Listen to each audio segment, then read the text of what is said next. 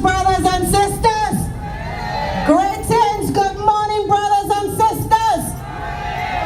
They didn't expect us to come out this morning, but we are here this morning. And I heard our brother here speak that we are not afraid. I think we need to change that and say they are afraid. They are afraid. They are afraid that we will start telling them that they need to speak the truth. They need to tell us the truth. And that we will not back down. And every Saturday we will be here.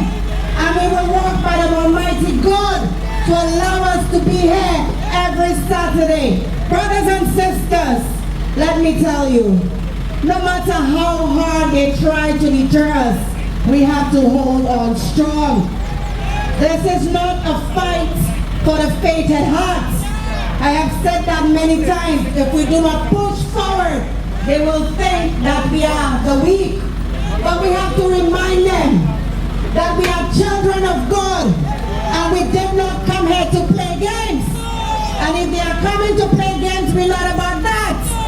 And we are here to remind them that when we send them in Parliament, we expect them to work on our behalf.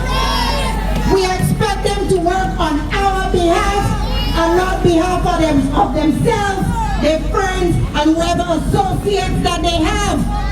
Brothers and sisters, this is why the loyal opposition is very important. Because that's the only time we get to say and speak the truth at all times and speak on behalf of all Barbadians. Brothers and sisters, what they are attempting to do will not work. We have told them that before. Y'all are wasting your time. The people are now awake. The people are now awake. So you cannot come and fool us anymore. You cannot come and pretend that we do not understand the language of what is happening in Parliament. We understand the legality. We understand the immorality. We understand the illegality and the unconstitutional things that you have been doing. And when we recognize it, we're going to call unto you and hold you account. We will hold you account. It doesn't matter if it takes 20 years. We will hold you account. Because our responsibility is to be here for all generations.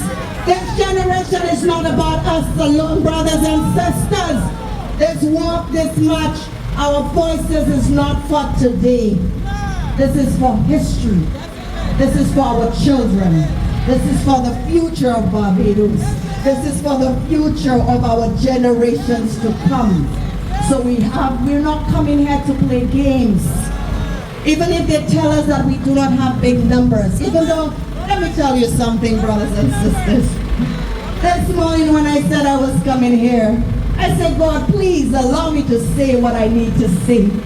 Please allow me to get in trouble, because I need to get in trouble. I need to create some trouble, because the reality is that they are doing things that violate our human rights. Not only our constitution right, our human rights. This is a right that God has given to us. So who are you as a human being to come and take those rights from us? You're in no position to do that. And those ministers that facilitate and encourage that kind of behavior, your judgment will come as well. Your judgment will come as well. Because the day that the election is called, trust me, we're going to be there. We're not going anywhere. Your time is limited. So brothers and sisters, do not allow them to think that we do not know what we're doing. Do not allow them to make us think that we do not understand the different bills they're trying to pass in Parliament. Do not allow them to make us think that we have not read the various documents in Parliament. We understand those bills. We understand what you're trying and attempting to do. This is why we're stopping you from doing it. This is why we're telling people. And we advocating. And we will be there every Saturday. We will be wherever we need to be to tell the people the truth. Because you are trying to take the rights of people under the disguise of good governance. But how could that be good governance when you are infringing on the rights, the basic rights of citizens? And then you are trying to tell us that we can't read the bill. Who are you fooling? We can't read? And even if we can't read, I'm sure they have somebody that can read it for us. We will not be distracted. We told you that we wanted you to amend that bill, and you come in and changing a few lines and sentences and putting a few commas and full stops. You think we're foolish? Huh? You think we don't understand what is going on and what you're attempting to do? Brothers and sisters, let me talk quickly about the child protection bill. Brothers and sisters, they may make us feel that we have lost this battle.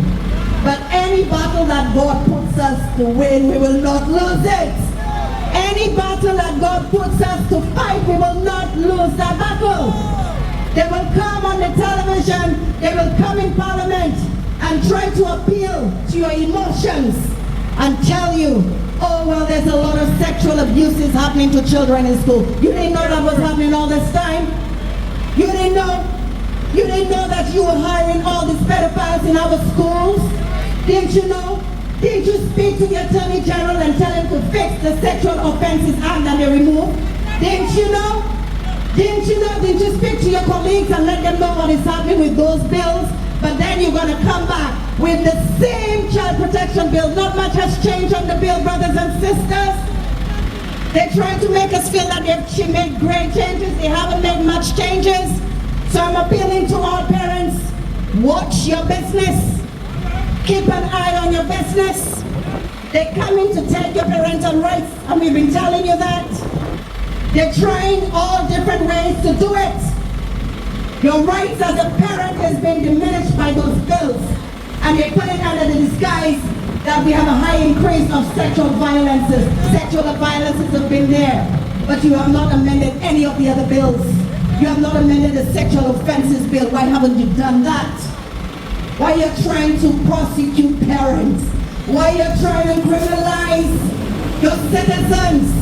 Every bill, brothers and sisters, every bill this government has passed is really to criminalize you, to make you a criminal, so that you have to think twice before you speak against them.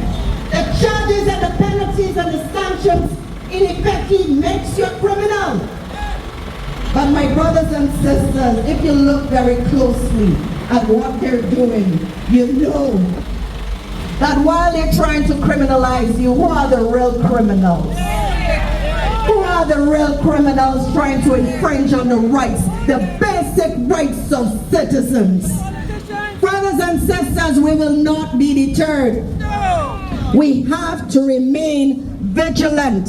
And I think I told you that a few years ago. I told you to keep your eyes on them. These persons work in the dark. They don't work in the light. Because it's only when it comes to light is when we know what is happening. They do their things in the dark. And by the time it comes to us, they have to take it back because they know that we don't stand for that kind of nonsense. We don't stand for that kind of foolishness. We are citizens of this country, and you will respect our rights whether you like it or not. Brothers and sisters, we have to take these things real serious. We have to take it serious because every citizen here has that right that they cannot take from you. They may threaten you with all these sanctions. They may threaten you that you cannot speak. My brothers and sisters, a basic right, like the right to speech, how dare you want to take that from us? Half of the things that you say to us, we don't even want to hear you. But then you don't want to hear us. You want to silence us because what? We speak the truth? But we're supposed to hear you? We're supposed to listen to the things that you're telling us when we know that the things that you tell us are ungodly and untrue. Why should we listen to those things, brothers and sisters? We have to remain strong, my brothers and sisters.